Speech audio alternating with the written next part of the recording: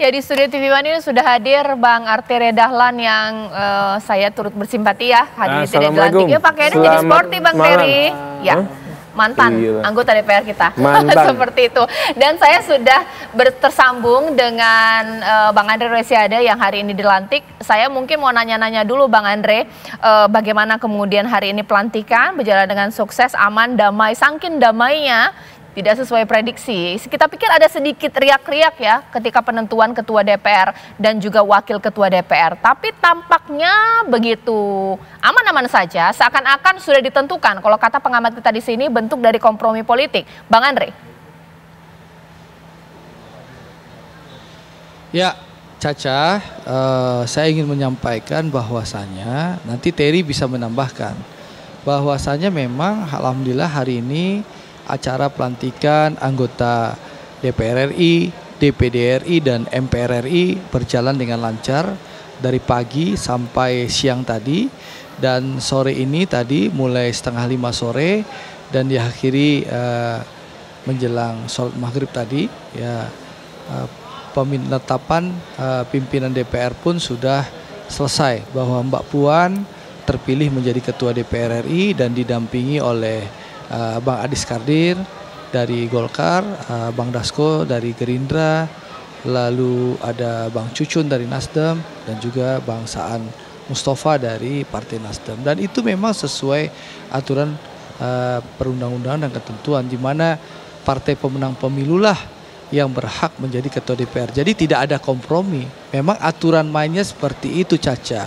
Dan setiap dan partai pemenang pemilu yang berhak menjadi ketua DPR, dan haknya PDI Perjuangan lah mengusung kader terbaik beliau, yaitu Mbak Puan Maharani sebagai calon ketua DPR. Dan kami pun dari fraksi Partai Gerindra mengusung kader terbaik kami, yaitu Bang Suhmi Dasko untuk menjadi wakil ketua DPR RI. Jadi ini soal aturan main yang sudah berlaku selama ini, ada di Undang-Undang MD3, jadi tidak ada kompromi. Itulah aturannya bahwa 5 partai pemenang pemilu berhak memimpin DPR RI, di mana ketuanya adalah partai nomor 1 di DPR, ya ini PDI Perjuangan tentunya, sehingga PDI Perjuangan yang berhak, dan PDI mengusulkan nama Mbak Puan. Dan alhamdulillah acara hari ini berjalan dengan baik ya.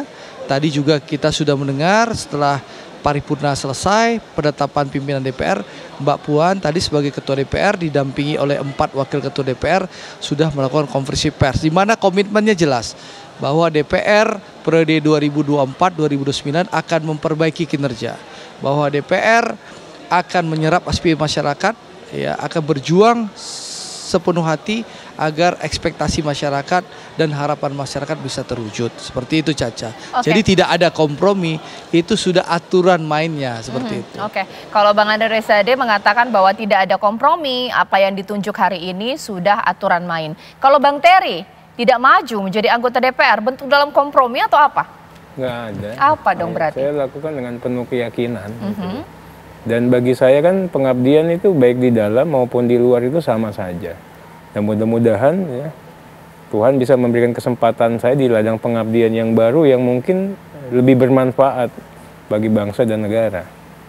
Ya Bang, tapi itu udah susah payah loh kampanye, mendapatkan suara yang cukup besar. Tapi dianulir karena memang sesuatu hal ya? Enggak, itu hal yang biasa.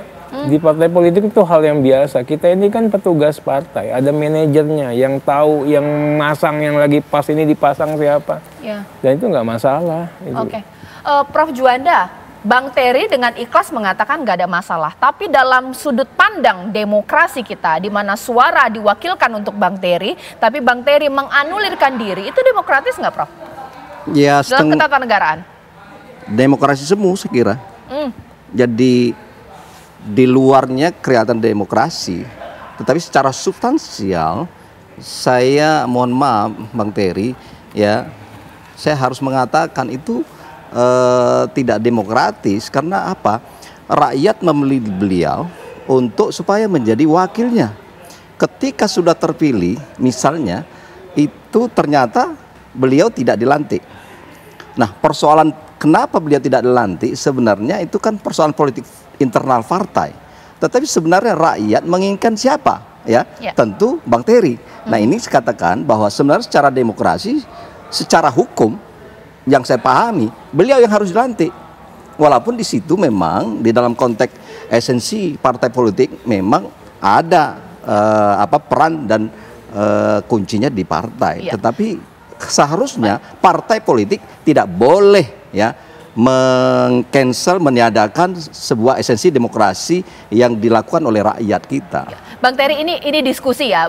Bang Terry berkenan untuk menjawab tadi kritik apa yang disampaikan oleh Prof. Juanda. Bagaimana?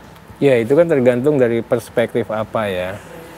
Karena kan yang dilakukan partai ya melalui kami yang ada di DPR itu kan kita punya juga semacam misi yang harus dijalankan.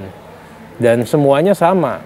Justru ya kan saya sudah 10 tahun nih di DPR. Nah, kalau mau bicara lebih dapil, kalau saya hanya mungkin kader ideologis Bung Karno untuk Blitar.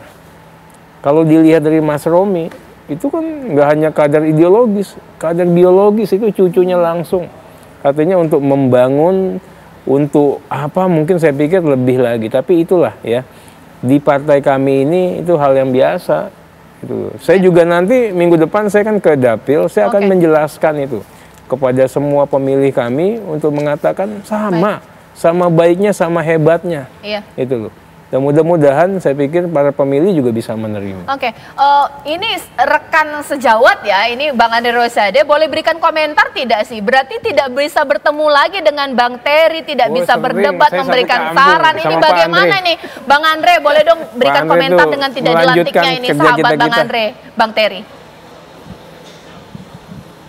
Iya, Arteria Dahlan ini pejuang politik ya. Beliau ini singa parlemen ya, yang banyak mewarnai DPR selama bertugas selama ini. Karena ini sahabat saya, bahkan beliau ini kalau di Ikatan Keluarga Minang itu wakil ketua umum Dewan Pimpinan Pusat Ikatan Keluarga Minang. Jadi ini sahabat saya.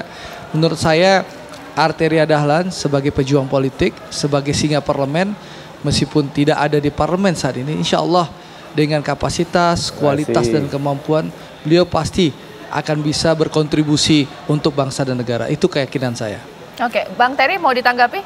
Iyalah, saya sama Pak Andre ini jauh lah ya. Pak Andre ini jauh lebih hebat. Itu loh. Jadi kalau saya nggak ada di DPR itu kita harus optimis. Mati 1 tumbuh 1000. Ya kan? Dulu siapa yang melihat Pak Andre? Ternyata Pak Andre kan luar biasa. Dan saya yakin akan ada talenta-talenta baru yang muda-muda ini. Terlepas mereka mengatakan, wah ini kan bagian dari dinasti, terafiliasi dengan oligarki.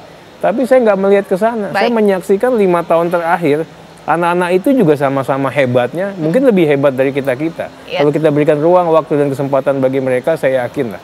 Berikan kepercayaan.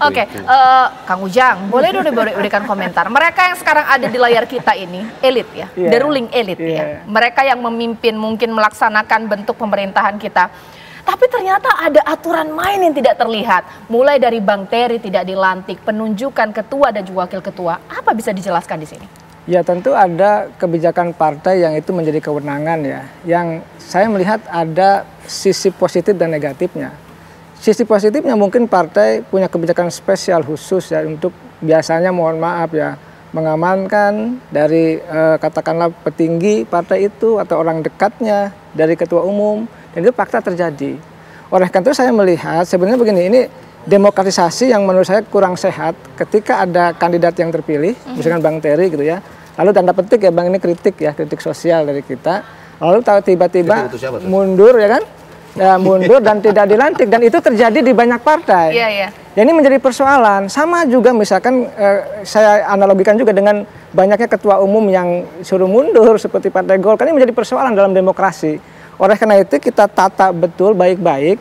Oke lah, partai politik itu menjadi kewenangan dari partai politik untuk mengganti siapapun di internal itu, tapi di saat yang sama membangun demokratisasi internal agar betul-betul tadi suara-suara yang diperjuangkan di publik di bawah itu ketika memilih misalkan Bang Terry dan lain-lain itu betul-betul ya terimplementasikan bahwa itu dialah pemenang yang berhak untuk tadi bahasa saya suara halal ya, yang layak untuk dilantik.